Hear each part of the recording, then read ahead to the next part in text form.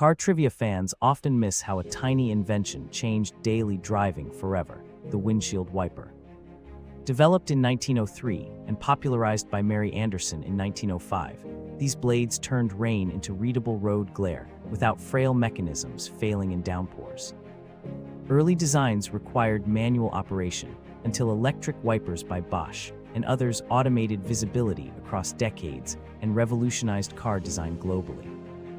Today, the wiper system integrates with rain sensors, intermittent settings, and heated blades for frosty mornings. From rain to glare to safety, this small device proves big progress rides on rubber and steel.